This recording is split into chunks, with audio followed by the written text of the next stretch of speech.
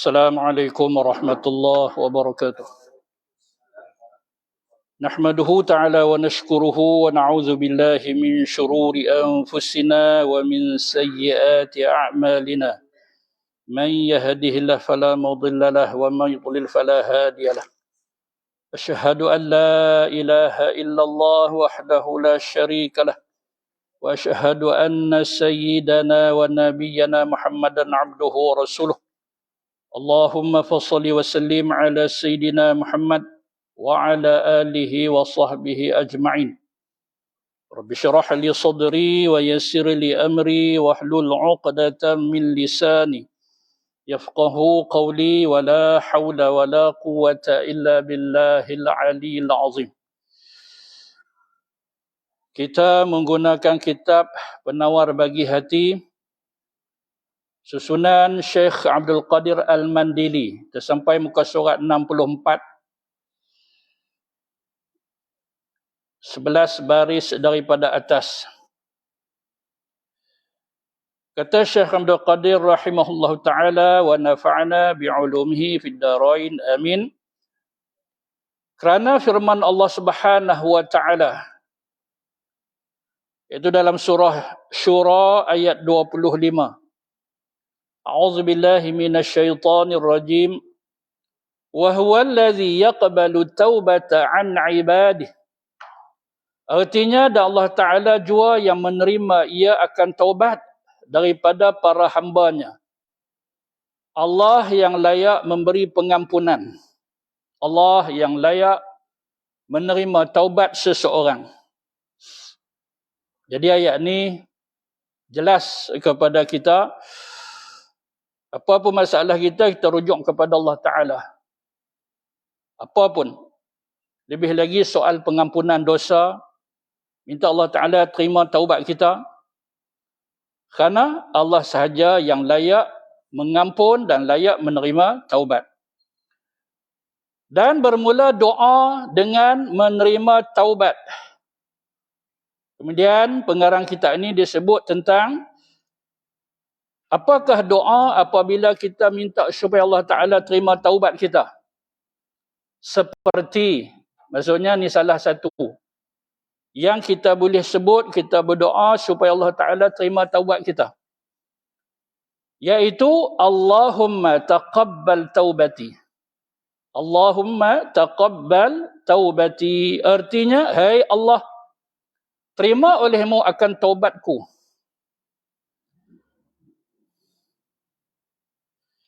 Yang pertama sekali,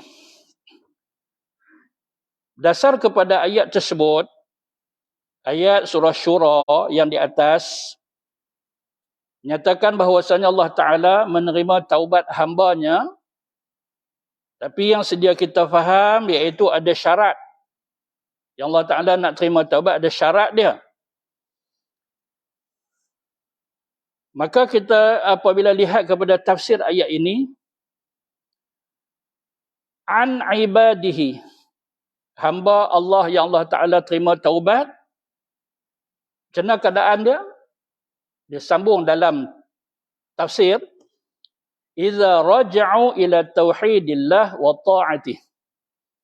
Apabila para hamba, tak kira siapa dia, kalangan lelaki, perempuan, apabila ia kembali kepada tauhid Allah, maksud mengesahkan Allah, maksudnya dia perbetulkan balik akidah dia, kerana akidah yang rosak itu menyebab dia berani melakukan dosa maksiat, wa ta'atihi, dan terus melakukan amal soleh. Itu syarat dia. Bila bersungguh Allah Ta'ala lihat, maka Allah Ta'ala sudi menerima taubat dia. Dia kembali kepada tauhid akan Allah Ta'ala.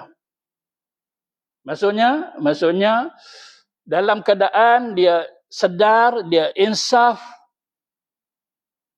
dia betul-betul nak jadi hamba Allah Ta'ala, lantas dia praktik segala apa Allah Ta'ala suruh, yang bermaksud taat itu tadi.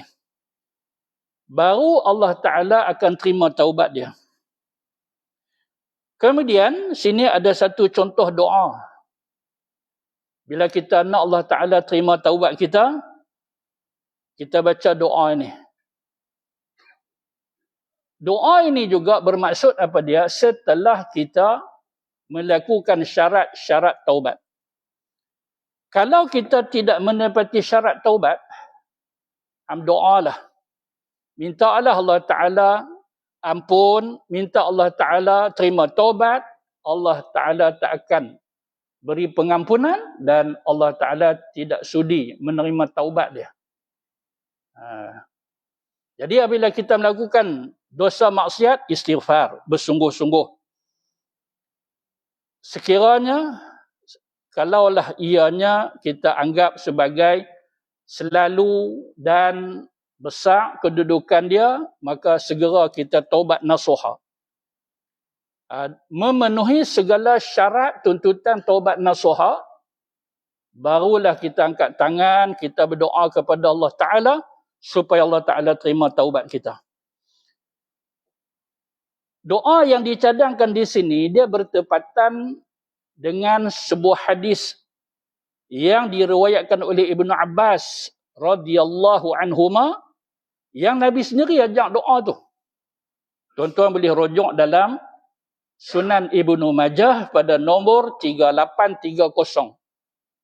Dan kedudukan hadis tersebut adalah sahih. Hadis itu panjang. Tapi berkaitan dengan apa yang kita sebut, ada perkataan daripada Nabi. Doa minta supaya Allah Ta'ala terima taubat kita. Doanya berbunyi, Rabbi taqabbal taubati. Sini, Allahumma taqabbal taubati. Lafaz yang agak sikit berbeza, tapi maksud yang sama. Ini kalau kita seorang, Rabbi taqabbal taubati. Kalau ramai, Rabbana taqabbal taubatana. Taqabbal taubatana. Kita ubah kat situ. Maksudnya, serupalah. Rabbi, ya Allah, taqabbal, terimakanlah taubat aku, ya Allah. Adalah ia kerana ketiadaan diyakinkan akan cukup segala syarat taubat itu. Ini yang kita kata apa dia? Apabila seorang itu nak bertaubat, lakukan segala syarat-syarat taubat. Insaf, menyesal, kembali, berbuat ketaatan, apalagi tidak mengulangi maksiat yang sama, cekal azam untuk melakukan ketaatan tanpa berbelah bagi. Kalau kait dengan hak Allah Ta'ala, solat umpamanya kita qada, dengan manusia pergi serah balik. Apa yang kita ambil serah balik. Tak boleh nak serah dah minta halal. Atau bayar ganti dan sebagainya. Ini semua kita dah sebut dulu. Barulah ada faedah doa. Ya Allah, terimakanlah taubatku, ya Allah. Ya, sebab itu Syekh Abdul Qadir dia kata apa? Dia kata, sebab apa kita doa macam ni? Sekira kalau kita tak berapa yakin dengan syarat-syarat taubat yang kita dah buat. Buat tak buat, kita dah buat. Sedih, sedih. Menyesal, menyesal. Qada, qada. Serah, serah dah. Barang yang kita ambil tu, hak orang tu kita serah dah. Tapi mana nak pergi tahu. Kok ada lagi kekurangan. Syarat-syarat taubat tu masih lagi tidak sempurna. Jadi Syekh Abdul Qadir kata apa? Perlu sangatlah kita berdoa supaya Allah Ta'ala terima taubat kita. Bermakna apa dia? Bermakna kalau seorang itu, dia melakukan kesalahan, terus dia berdoa minta Allah Ta'ala terima taubat dia. Mana boleh? Menyesal tak? Tak menyesal lagi. Tak ada keazaman nak melakukan ketaatan. Lepas tidak qada, tak serah dan sebagainya. Macam mana Allah Ta'ala nak terima taubat dia? Inilah perkataan Abul Hasan Al-Asy'ari. Ini pendapat Imam Abul Hasan Asy'ari. Maksudnya apa dia? kalau dia rasa sangsi was-was dia tak berapa nak yakin, doalah banyak-banyak, sungguh-sungguh. Supaya Allah Ta'ala terima taubat dia setelah mana dia melakukan segala syarat-syarat taubat. Gitu. Dan berkata Imam Al-Haramain dan Al-Qadhi, bahawasanya diterima taubat itu dengan zon jua. Boleh kalau kita dah usaha, ikhtiar sungguh dah. Kan? Bukan main-main lah. Kita taubat ni bukan main-main. Kan? Tak apalah kalau kita rasa kesungguhan itu sudah ada, maka tak apa. InsyaAllah Allah Ta'ala akan terima taubat kita. Kan? Allah Ta'ala akan terima taubat kita. Sebab apa? Sebab ketika kita bertaubat juga, iblis setan ni dia tak tinggal kita waktu tu. Kita ingat mereka lari ke? Syaitan, iblis syaitan ni dia tak kacau kita ke waktu kita nak bertobat? Dia kacau. Kan? Yang inilah antara sebab mungkin dia bagi kat kita was-was. Allah tak terima, dia nak bagi kita susah hati. Kan? So, duk layan. Kita yakin kata kita buat dah elok dah, insya-Allah. Kan? Rasa begitu pun Allah Ta'ala insya-Allah akan terima. Taubat kita. Tak perlu kepada keyakinan 100%. Dalam bab taubat ini, zon pun boleh diterima pakai. Dan bermula khilaf ini pada taubat orang Islam. Yang kita nak kena taubat, istighfar, lakukan segala syarat-syarat taubat. Ini untuk siapa? Untuk kita selaku orang Islam. Adapun taubat orang kafir, macam mana pula? Beza dengan kita. Kan? Mereka orang kafir. Tak pernah macam kita. Kalau pernah pun, mungkin kita marah. Oh, hampa nak pelekeh kami, hampa nak menghina agama kami. Orang kafir kan ambil Quran buat baca Quran. Marah kita. Siapa yang masuk Islam bila? Yang pegang Quran, yang masuk masjid untuk apa? Kan? Begitu kan.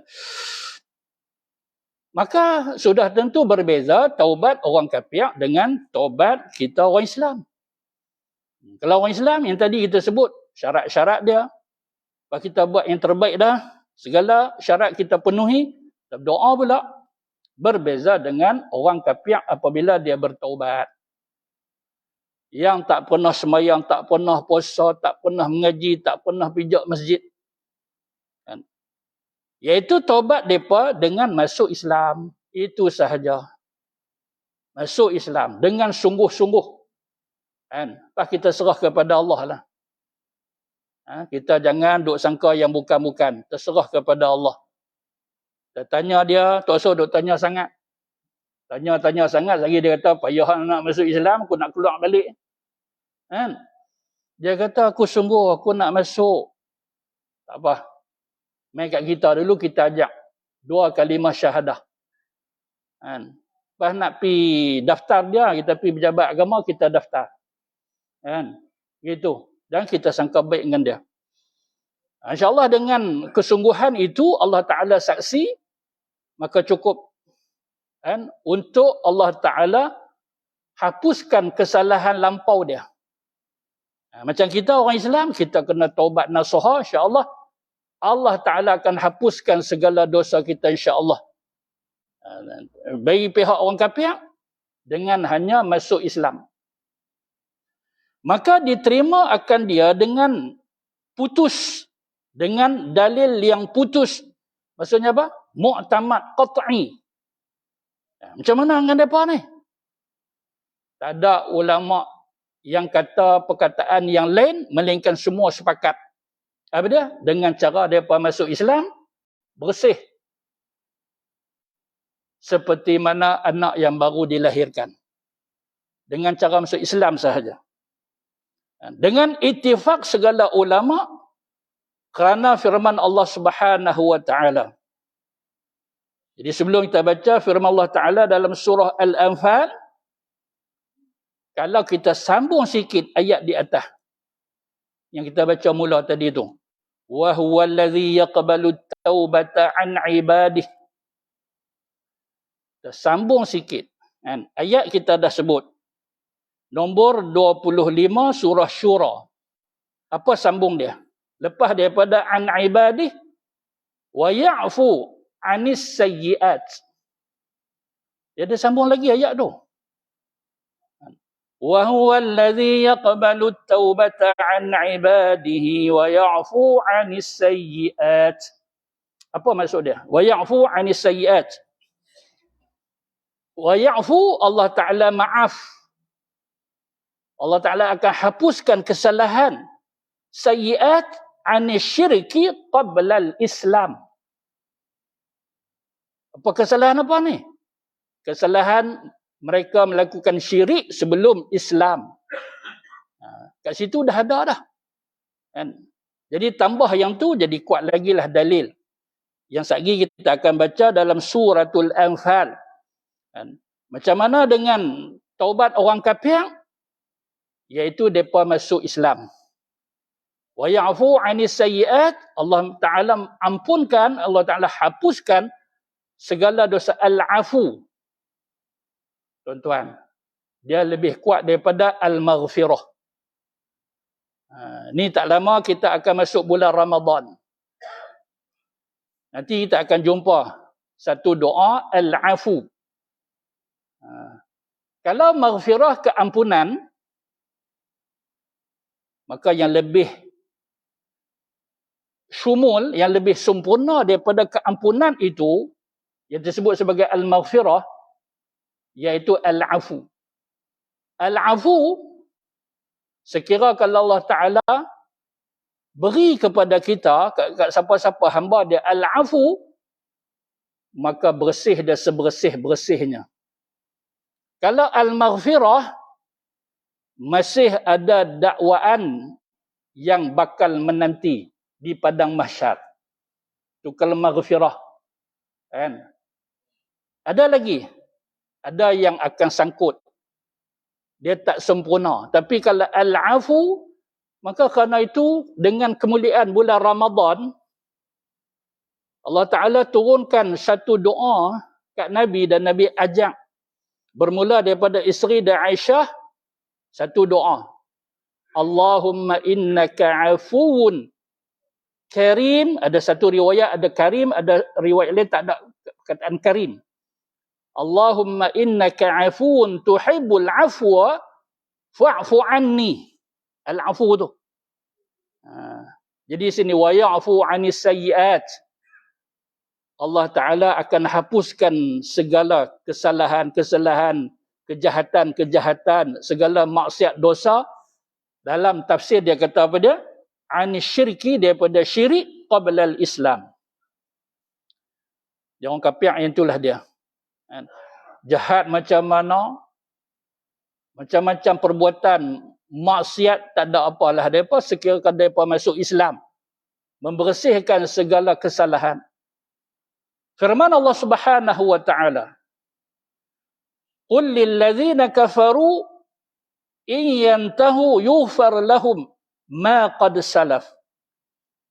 Artinya berkata olehmu bagi mereka yang kafir, jika berhenti mereka itu daripada kufur dengan masuk Islam, niscaya diampuni bagi mereka itu akan barang yang terdahulu daripada segala dosa mereka itu. Bagitahu ke mereka. Qul, bagitahu ke mereka. Ni ayat ni kepada Nabi kita. Qul, wahai Rasulullah, bagitahu ke mereka.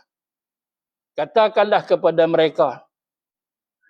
Jadi juga untuk kita, cara kita nak berdakwah ni, kan? Kita tak boleh paksa mereka. Tapi dengan akhlak, dengan perkataan yang manis, yang baik, kita sebut elok-elok. Kita sebut elok-elok. Kalau kita kenal dia, kita panggil apa, kita sebut nama panggilan tu. Toke-toke lah. Kamu lah. Awak lah. Apa yang kita panggil. Tapi elok yang kita dah kenal lama, kita selalu duk berjumpa dengan dia. Pergi duk cetak gambar kat dia ke, beli buku kat dia ke. Apalah. Beli barang-barang dapur kat dia ke. Tak berani ke buka mulut sikit? Kan? Abang elok-elok. Dia kata ke dia, okey, bos, panggil bos pun tak apa. Kan? Bos lama daripada saya. Kan?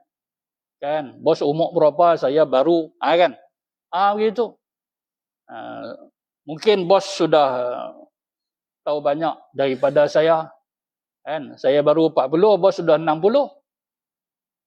Tanyalah sembang, dia umur berapa? Yang duduk teka macam tu. Kan? Abang macam ni. Abang lah tentang pengalaman dia yang umur lebih daripada kita tentang Islam. Kan? Ikut suka bos. Tapi bos kalau masuk ini agama Islam, kan? Bersih macam kain putih yang bos jual. Oh, kebetulan kawan tokek kain. Kan? Tu kain putih. Awak amal beli ke? Dia dulu. Kan? Ya, angin bagus saya beli lagi. Bos macam kain putih nanti. Antum mana? Tuan kalau nak tahu kitab penawar bagi hati sekian muka surat. Tak payahlah yang tu. Kan? Piduk kempen kitab pula dalam tu. Sembang elok-elok, rezeki kita, dia kata, okey, macam mana cara saya mau masuk? Allahu Akbar, jasa kita. Kan dapat satu pun, dapat seorang pun ketika hidup kita ni, besar tu ganjaran kita. Kan? Dapat apa? Dapat menarik satu orang masuk ke dalam agama Islam. Paksa tak boleh. La ikrah fiddin, tak boleh paksa mereka. Tapi dengan kelembutan. Bahasa yang elok, akhlak yang elok. InsyaAllah. Sebab apa? Sebab dengan cara mereka masuk Islam, Allah Ta'ala akan hapuskan segala kesalahan yang lampau. Ayyughfar lahum ma qad salaf. Dan ketahui olehmu bahawasanya yang menegah daripada taubat itu israr. Pasal apa susah nak bertaubat? Tahu. Tapi tak lagi. Pasal apa tak lagi? Kan? Wah, susah sangat nak bertaubat. Israr. Apa maksud dia? Artinya tetap mengerjakan maksiat. Dia tak mau nak berubah. Seronok buat. Itu masalah dia. Macam mana ni? Macam mana kita nak bagi dia tak seronok buat? Dia seronok buat. Kan? Israr. Selalu. Kan? Dia tak mau nak berubah langsung. Dan adalah sebab bagi israr itu ada 5 perkara. Ada 5 pula. Berapa pecah ni? Pasal apa susah nak taubat? Israr. Kan? Sebab israr pula ada 5 dia kata. Yang pertama, ni menyebabkan apa? Menyebabkan dia duk tangguh-tangguh. Dia tak mau lagi nak bertaubat. Duk nampak tiap-tiap hari duk buat maksiat. Bila dia nak taubat? Dia ada 5 perkara. Yang pertama, bahawasanya seksa yang dijanjikan itu bertangguh. Seksa, ada seksa dah. Ya Quran kata, hadis Nabi kata, umat terdahulu berlaku musibah, azab ke atas mereka. Kita tahu, kita biasa dengar. Kan? Tapi dia tak mai secara tunai. Kan? Dak lagi. Bila dak lagi, yang tu dia duk buat. Tiap-tiap hari, kira nak buat dosa saja. Tapi katalah bila dia buat dosa, terus mai azab kepada dia. Bukan kata dia, orang lain pun takut. Kan? Orang lain pun takut tak mau. Sebab buat saja, tak dan 1 jam, kena dah. Mencarut. Tiba-tiba lidah ni, dia keluar sampai ke pusat. Berani buat ke lepas pada tu? Tak ada buat. Kan? Orang lain dengar, orang lain pun tak mahu. Tak ada lah israr. Kan? Israr maksud dia seronok, dia minat. Pasal apa? Dia seronok buat dosa maksiat. Disebabkan hukuman itu tertangguh. tertangguh itu Allah Ta'ala sayang kat kita. Kita pula salah guna kasih sayang Allah. Kan? Lagi seronok dia buat maksiat pula. Dan tabiat manusia itu bermudah-mudah ia dengan barang yang tiada tunai. Yang tak tunai tu. Dia tak apa. Itulah antara sebab kan, maksiat menjadi saban hari. Maka ubat dia, penawar dia, macam mana nak selesai ni? Nak bagi selesai kat siapa? Bagi selesai kat saya. Awak, saya ada ubat lah tiap-tiap hari maksiat. Saya ada ubat tiap-tiap hari maksiat. Ni satgi nak buat pula. Marin dah buat dah. Tak sah buat dah. Macam mana nak selesai? Ini penawar dia. Bahawa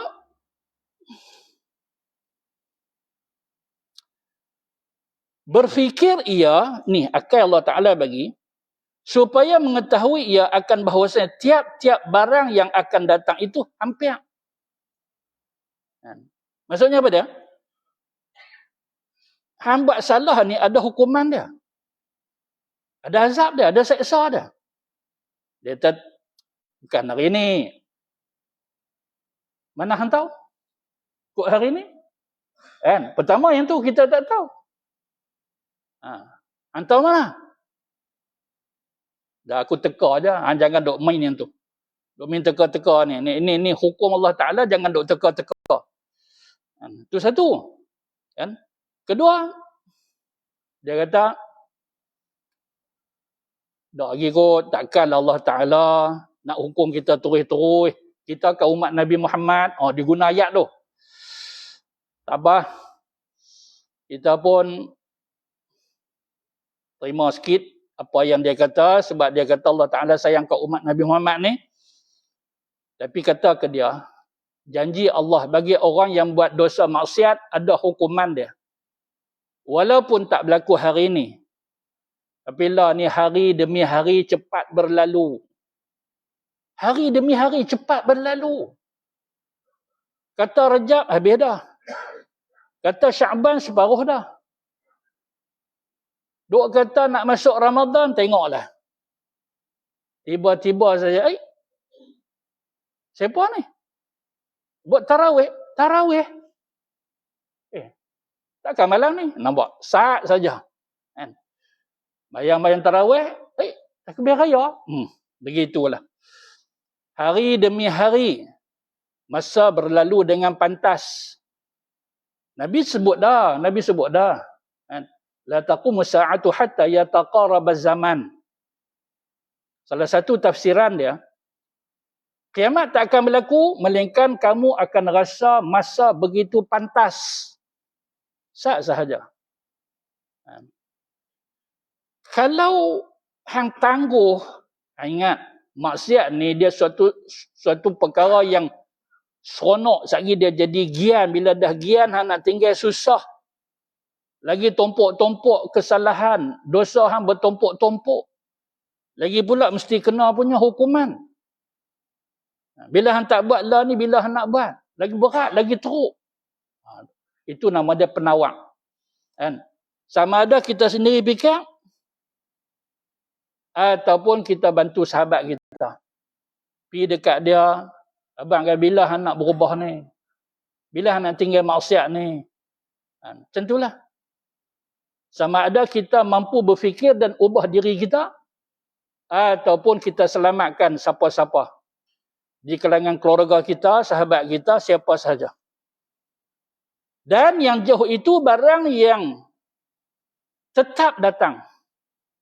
Di sini, kalau cetak lama, dia kata tiada datang. Bukan. Dia tengok cetak perubahan kepada ayat ini, dan yang jauh itu barang yang tetap akan datang. Jangan dok kata lama-lama sampai. Kan? Tiba sampai. Ini pun sama. Azab Allah Ta'ala, jangan kita anggap yang macam itu. Kan? Sedangkan Allah Ta'ala boleh percepatkan sesuatu yang lambat. Allah Ta'ala boleh dekatkan sesuatu yang jauh. Ni orang tak ambil iktibar ni dengan peristiwa Al-Isra' wal-Mi'raj. Tak ambil iktibar langsung. Satu tempat yang jauh Allah Ta'ala dekatkan. Masa yang begitu lama, tapi Allah Ta'ala singkatkan. Kan?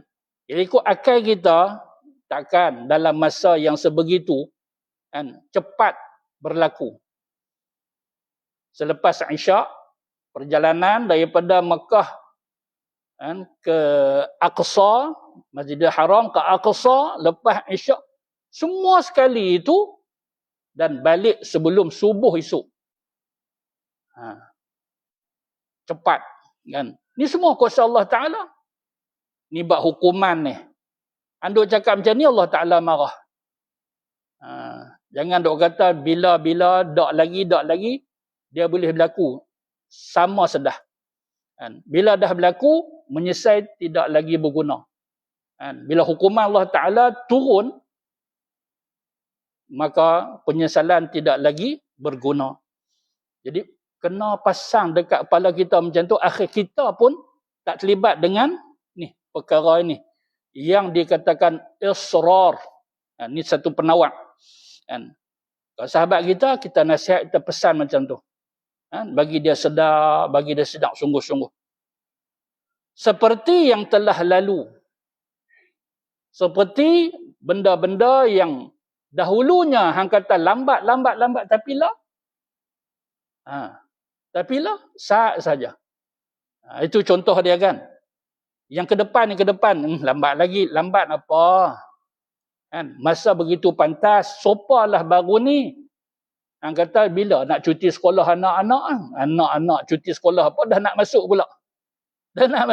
Dalam berapa hari dah sekolah nak buka. Dan sebab itu contoh. Masa berlalu begitu pantas. Dan bahawasanya mati itu lebih hampir ia kepada seorang daripada tali sepatunya. Mati itu dekat dengan kita, lebih dekat dengan satu orang yang pakai kasut bertali. Kasut bertali. Tak kira lah apa yang dia pakai. Saya tak pakai kasut tapi tak ada tali. Tak apa. Kira kasut hang. Mati lebih dekat daripada kasut hang sendiri. Weh, dekat macam tu. Kasut kita duk pakai macam tu dah dekat dah. Mati lagi dekat. Kalau orang pakai ada tali leher, boleh kan nak sebut macam tu. Tahu tak mati? Dekat dengan hang. Lebih dekat daripada tali leher yang ada kat leher hang. Wih. Seram, begitu. Ini dipetik daripada sebuah hadis. Cuma Syekh Abdul Qadir Al-Mandili, pengarang kitab ni, dia tak ramai hadis. Dia hanya sebut. Tapi bila kita rujuk, kita dapat kalimat ini dalam sebuah hadis. Iaitu hadis daripada Aisyah radhiyallahu anha. Nabi pernah bersabda dalam satu hadis yang panjang. Hadis ini panjang. Dalam hadis yang panjang tu ada perkataan ini. Nabi kata apa? Wal mautu adna min syiraki na'lih. Wal mautu adna min syiraki na'lih. Sesungguhnya kematian itu lebih dekat daripada tali kasutnya. Itu hadis Nabi itu. Riwayat Bukhari 5926, Muslim 1376. Hadis sahih. Bukhari Muslim. Nabi kata sendiri, yang memberi maksud mati itu terlalu dekat dengan kita. Mati itu terlalu dekat dengan kita. Tapi perkataan-perkataan Nabi ni, kita kena lihat kepada masa ketika mana Nabi sebut hadis ini. Dia dalam bahasa kitab ni, dia kata kalau Quran, asbabun nuzul. Kalau hadis, asbabul wurud. Depan sama, asbab, sebab urut berlakunya hadis tu. Jadi kemungkinan ada seorang yang pakai kasut bertali, maka Nabi kata mati itu lebih dekat dengan tali kasut dia. Tengok kawan pakai kasut ada tali. Oh, dekat lah kematian macam tu. Dekat. Jadi kita faham sebenarnya apa yang kita pakai ini, maka mati lebih dekat dengan kita. Dah pakai kepiah, dah pakai serban, mati lebih dekat daripada kepiah serban kita. Tu ke mana saja kita pergi, sentiasa dengan kematian kita. Kita tak tahu bila aja. Tak tahu bila ya. Ketetapan sudah ada. Bila kita tak tahu. Dan tiada mengetahui ia adakah hari ini akhir umurnya. Siapa pun tak tahu. Hari ini kah? Esok kah? Sebelum puasa kah? Awal puasa kah? Tengah puasa kah? Tak tahu bila. Kemudian berfikir ia betapa penat ia bekerja seperti kerja sawah. Lepas tu fikir pula yang kita duk kerja ni macam-macam punya pekerjaan. Yang kerja kat bendang, kat sawah padi. Kerja sebagai penoreh getah. Kerja sebagai boroh kasar. Kerja sebagai pegawai tertentu dan sebagainya. Pasal apa kita bekerja? Tanya dia. Jangan tanya pasal apa kita bekerja lagi. Tanya dia dulu. Hang kerja ke tak? Yang tu dulu. Tanya dia dulu, kerja ke tak? Tak duk kata pula hang kerja pasal apa? Dia kata mana aku kerja. Kan? Tanya dia dulu. Kerja tak kerja? Dia tak kerja. Kan? Mana boleh tak kerja? Pasal apa hang kerja? Kan? Tapi kalau nak tahu kerja apa, tanyalah pula. Kan? Hang kerja apa? Hang kerja kan? Hang kerja apa? Gitu. Mau tanya itu dulu. Kan? Pasal kita nak susun ayat lepas pada tu ni. Kan? Hang kerja? Kerja. Hang kerja apa? Kerja mohong. Kerja mohong. Apa? Nanti kita kena pandai dulu daripada dia. Kadang orang yang layak buruk ni susah. Kan? Kerja cari nafkah anak isteri. Begitu. Dia jawab. Kerja halal. Halalan tayyibah. Untuk nafkah anak isteri, kita nak hidup dengan keredaan Allah. Ayat dia tu. Kan? Kita kerja ni disebabkan apa? Kerana takut ketiadaan makanan pada tahun depan. Untuk cari duit. Boleh beli itu ini. Senang duduk, senang makan minum. Untuk hari-hari depan. Dapat duit, tapi dapat duit. Jangan duk seronok fikir nak dapat pula tu bila. Kena fikir. Mau jadi cerdik. Dapat habis hari tu. Lepas tu hari yang kedua renyih. Hari ketiga renyih. Tak larat renyih mampu. Kan? Begitu. Berjimat cermat. Ada tabungan untuk kecemasan dan sebagainya. Kena ada kursus ni benda ni. Kan? Kalau dapat tiap-tiap hari macam mana Ustaz? Esok dapat pula. Tak apa kalau hang dapat hari ni, hang nak belanja untuk hari ni, esok akan dapat semula. Tapi ingat, kan? Dalam kes-kes yang tertentu macam kita sebut tadi, kes kecemasan. Hang tak simpan, macam mana? Kalau jadi sesuatu. Hang ada kenderaan apa? Dia kata tak ada apa, jalan kaki. Kerja kat mana? Kerja kat perai. Duduk kulim. Jalan kaki. Siapa nak berjimat? Tak salah duk mampu cakap macam tu. Nanti kalau motor hang rosak, kalau kereta hang rosak, dengan duit simpanan tak ada, tu cerita dia. Cerita orang yang hidup ni. Macam tu dia akan jawab. Dia kerja, kenapa? Kerana makan, minum dia, kehidupan dia, lagi tanggungan dia. Maka seperti menanggung ia akan penat bekerja kerana hendak melepaskan lapar tahun di muka, tahun depan. Usaha sungguh-sungguh kerja untuk dapat duit, untuk senang hidup di tahun depan. Tapi ingat, kita bukan hanya duduk di dunia sahaja. Kita ada satu lagi tempat kita sebenar. Yang nama ada akhirat. Jangan dok kira nak hidup kat dunia sahaja. Seperti itu menyegerakan ia akan taubat. Kerana melepaskan seksa pada hari atau pada masa yang akan datang. Sebab kita ni hanya sat sementara dunia. Tempat kekal abadi kita akhirat. Kalau dunia pun hang sungguh-sungguh bekerja kerana nak senang hidup di dunia, macam mana hang nak senang duduk di akhirat? Kalau tidak ada pekerjaan-pekerjaan akhirat. Kerana lapar itu pun bertangguh juga. Dia kata kerja sungguh ni takut lapar. Lapar tu bila? Lapar tu bila? La ke bukan la? Lapar lah dalam 2-3 hari ke, bulan depan ke, tahun depan ke, tu yang kerja sungguh. Ianya akan berlaku tapi tak berlaku lagi. Tapi kita ada satu hari yang nama dia hari akhirat. Di sana kita perlu kepada bekalan yang banyak. Kalau dunia kita boleh himpun bekalan yang banyak, tapi sakat mana ujian dunia, ujian akhirat lebih teruk. Perit lah, sakit perut lah nanti. Terang mana sakit perut kat dunia. Nak banding sakit badan kita kena belasah dalam neraka.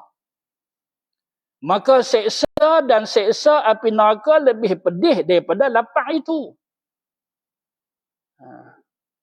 Duit tak ada lagi. Macam mana nak makan? Dunia insya-Allah. Ada orang nak simpati. Duit sendiri tak ada. Sehari ada mai daripada sahabat kita. Rajin pergi masjid insya-Allah. Ada kenuri-kenuri orang buat kat masjid insya-Allah dapat rezeki kita kat situ. Apilah jumpa pegawai-pegawai mana-mana. Saya ni anak qaryah sekian. Tuan sebagai adun saya mohon, nampak kan? Macam-macam mohon kita boleh buat. Teruk sangat ada pejabat zakat. Dunia ni. Tapi akhirat JKM ada. YB mana di akhirat besok? Nak pergi jumpa mereka ni. Sini tak apa, angkat bendera putih. Macam hari tu kan, angkat bendera putih. Akhirat boleh angkat dengan bendera putih. Fikir, susah sana lebih teruk daripada susah di sini. Kalau di sini pun sungguh-sungguh, soalan dia, sebab apa yang kaitan dengan akhirat tidak bersungguh-sungguh. Sedangkan di sana siapa pun tak boleh nak tolong siapa-siapa melainkan dengan izin Allah. Dengan izin Allah. Allah tak izin, hampir cari siapa pun. Orang lain semua tengok ke lain. Takkan tolong dia, takkan bantu dia. Ini, bilalah fikir macam tu insya-Allah. Sedikit sebanyak berkurangan maksiat yang dia buat. Ini yang kata israr tadi tu. Seronok minat nak buat dosa maksiat. Antara sebab apa dia? Sebab dia kata, dak pun Allah Ta'ala tak hukum pun orang lain tengok. Tak kena pun azab, tak kena pun seksa ke dia, aku pun dak lagi. Dak lagi lah sebut, dak lagi tu akan berlaku. Jangan. Sebab apa? Sebab suatu yang di hadapan itu, sama kita sebut tadi apa dia? Tak jauh, tak lama, sat saja. Pejam celik sampai. Lagi pula Allah Ta'ala dia tidak mungkiri janji. Innallaha la yukhliful mi'ad. Buat baik balas baik, buat jahat balas jahat. Nanti bila balasan jahat sampai dengan timbunan dosa maksiat, lagi teruk, lagi meranalah. Macam kita ni susah payah kerja, kenapa? Kerana tak mau kesusahan di hari yang depan padahal dunia tak tera mana pun kesusahan dia. Ramai yang boleh tolong.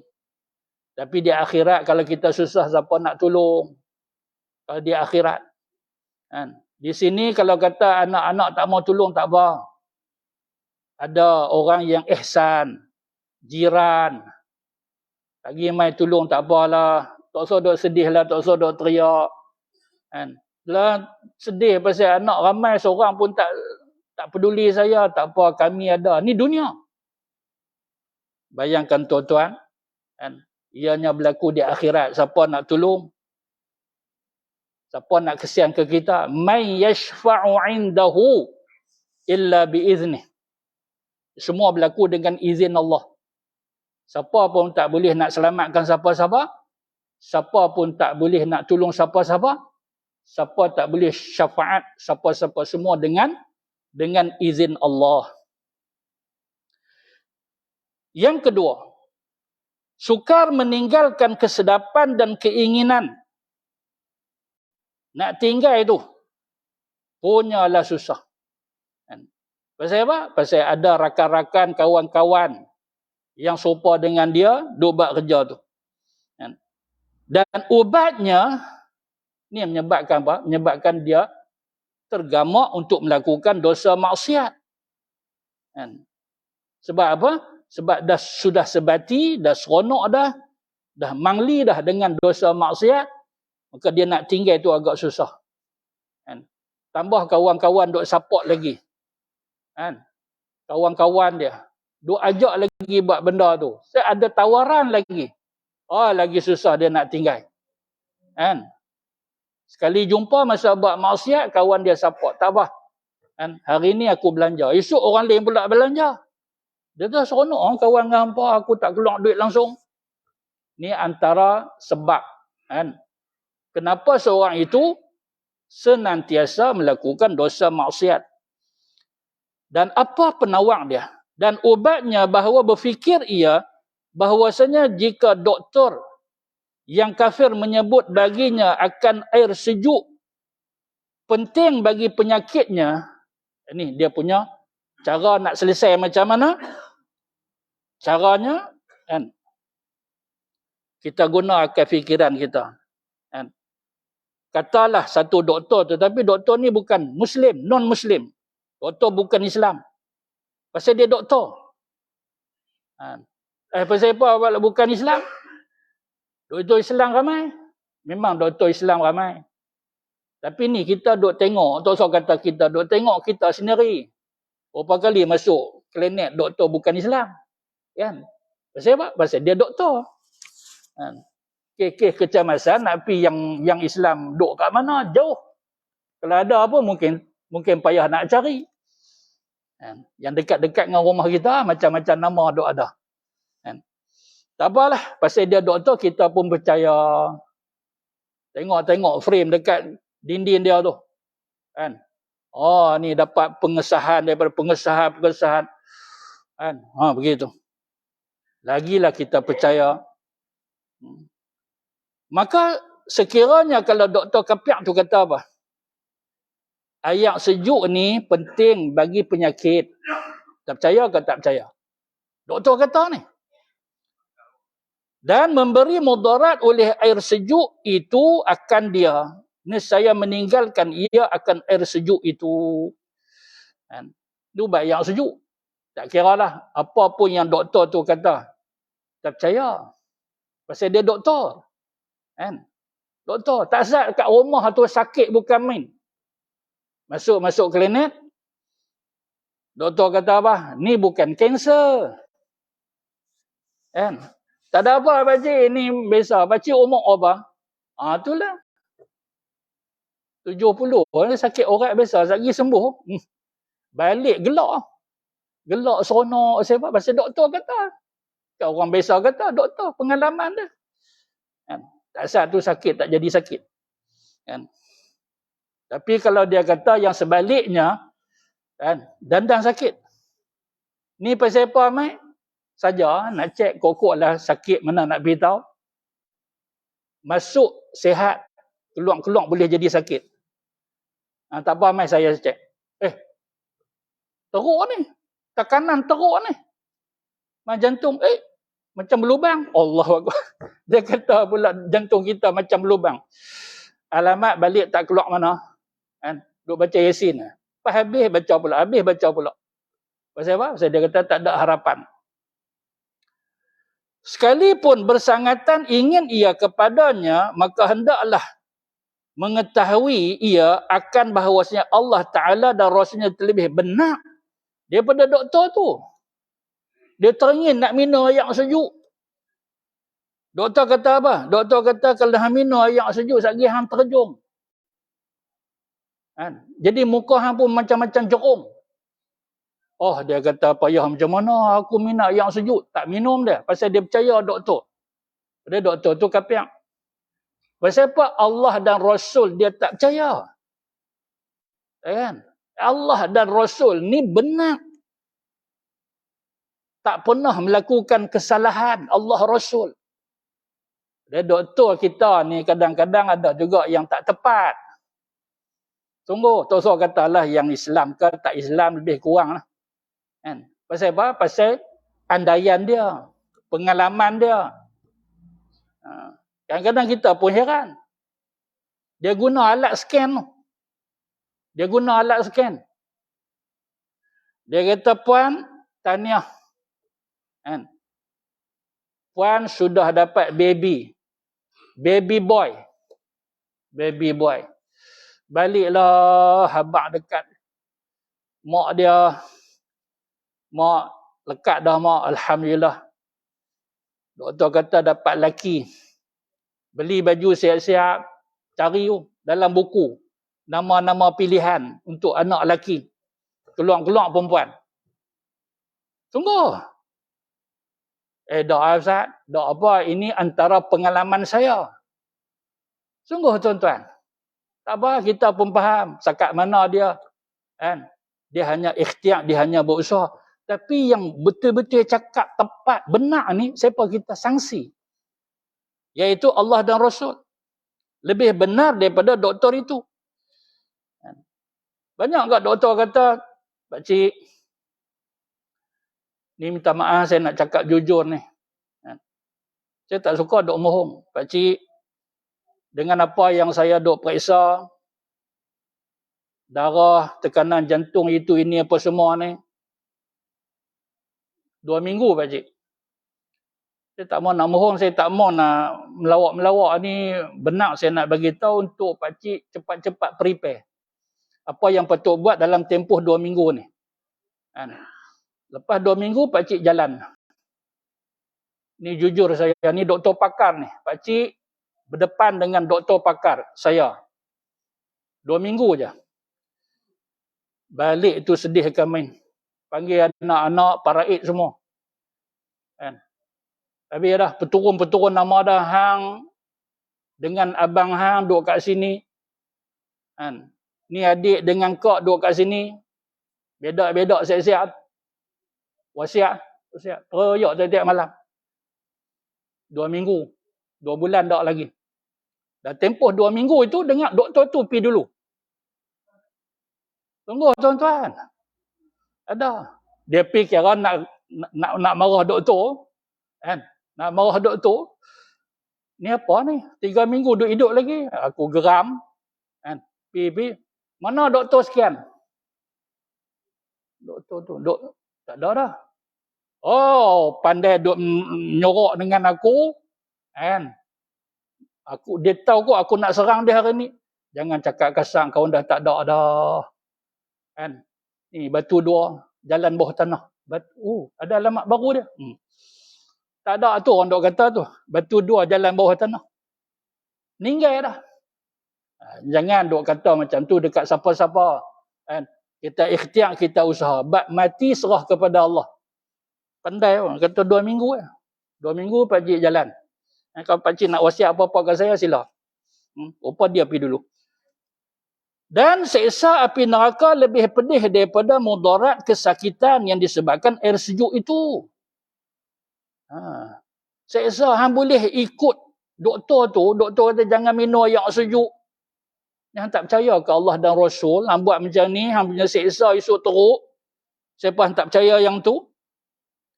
Dan menetapkan ia dalam hatinya akan bahawasanya apabila sukar atasnya meninggalkan kesedapan dan keinginan pada masa yang sedikit, maka betapa tiada sukar atasnya menanggung akan seksa api neraka dan atas luput nikmat syurga. Nanti hang tak dapat syurga. Yang hang dapat adalah neraka. Sebab hang tak ikut Allah dan Rasul. Padahal manusia itu bukan Islam pula. Kafir. Hang punya patuh, hang punya taat. Tapi tak berani nak sentuh. Bukan nak sentuh. Dengar pun tak mau. Kan? Kawan kata, ayak sejuk. Dia punya radang. Dia kata, jangan sebut. Aku pantang dengar. Pantang sampai macam tu. Bukan kata pantang minum. Dengar pun pantang. Pasal apa? Percaya. Manusia yang kafir kata sekian-sekian. Padahal Allah dan Rasul cakap yang benar. Langsung dia tak terima. Sedangkan Allah Ta'ala punya jaminan. Hang buat baik syurga, hang buat jahat neraka. Tuan-tuan yang dirahmati Allah sekalian, adapun yang ketiga kita sambung pada kuliah kita yang akan datang, maksudnya lepas daripada raya lah. Kan? Yang akan datang tu. Daripada raya insyaAllah panjang umur. Muka surat 65 yang ketiga. InsyaAllah. Wallahu ta'ala a'lam. Setakat itu saja yang benar daripada Allah Ta'ala. Sila kurang saya kita tangguh dengan tasbih kafar. Subhanakallahumma wa bihamdika asyhadu an la ilaha illa anta astaghfiruka wa atubu ilaika. Amiltu su'an wa zalamtu nafsi faghfir li innahu la yaghfiru adh-dhunuba illa anta. Bismillahirrahmanirrahim. Alhamdulillahi rabbil alamin wassalatu wassalam ala sayyidil mursalin وعلى آله وصحبه أجمعين. اللهم علمنا ما ينفعنا وانفعنا بما علمتنا وزدنا علما وعملا متقبلا يا أرحم الراحمين. اللهم أرنا الحق حقا وارزقنا اتباعه وأرنا الباطل باطلا وارزقنا اجتنابه. وصلى الله على محمد وعلى آله وصحبه وسلم. الحمد لله رب العالمين. السلام عليكم ورحمة الله.